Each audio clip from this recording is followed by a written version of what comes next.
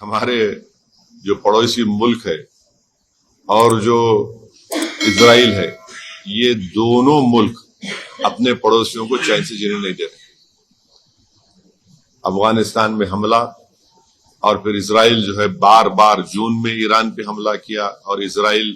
بنیامین نیتنیاہو نے 70,000 سے زیادہ فلسطینیوں کا جنوسائیڈ کیا۔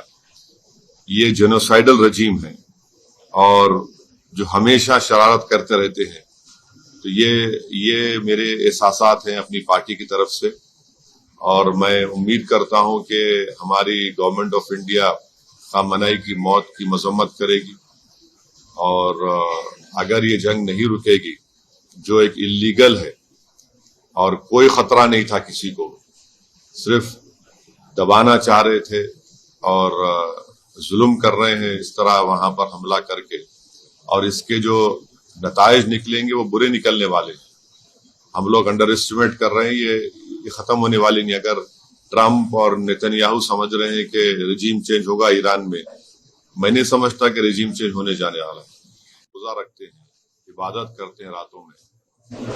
ایسے مبارک مہینے میں انہوں نے مل کر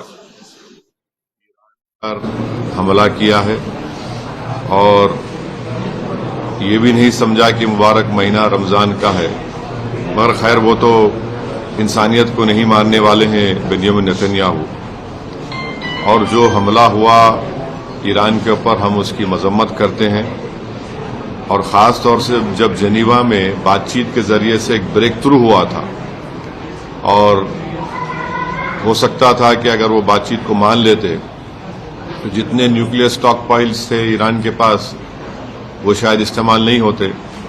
مگر اب انہوں نے مل کر ایران پر حملہ کیا، جس کی وجہ سے 200 سے زیادہ لوگوں کی موت ہوئی ہے،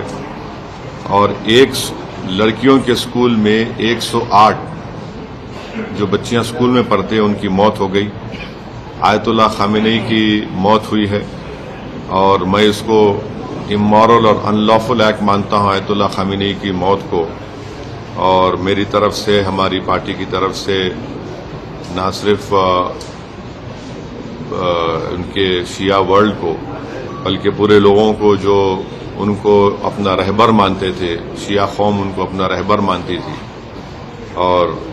ہم یہ مطالبہ کرتے ہیں کہ یہ جنگ ختم ہونی چاہیے، اور بھارت سرکار کو اس میں اپنا رول نبھانے کی ضرورت ہے، اور ہم امید کرتے ہیں کہ موجودہ بی جے پی کی سرکار آیت اللہ خامنہئی کی موت کو کنڈیم کرے گی، اس جنگ کو رکانے کی پوری کوشش کرے گی، کیونکہ یاد رکھیے کہ 10 ملین کے قریب بھارت کے ناگرک گلف کنٹریز میں کام کرتے ہیں، اور ابھی اطلاع آئی کہ عمان کے پورٹ پر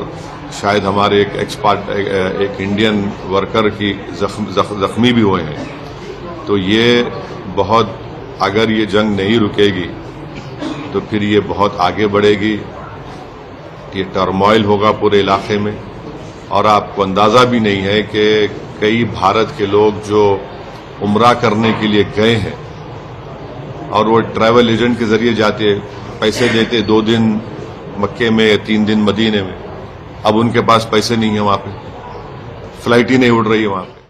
آپ کے راجیہ کی خبریں، آپ کے شہر کی خبریں سب سے پہلے جاننے کے لیے دیکھتے رہیں امر اجالا۔ چینل کو سبسکرائب ضرور کر لیں اور پائیں ہر اپڈیٹ۔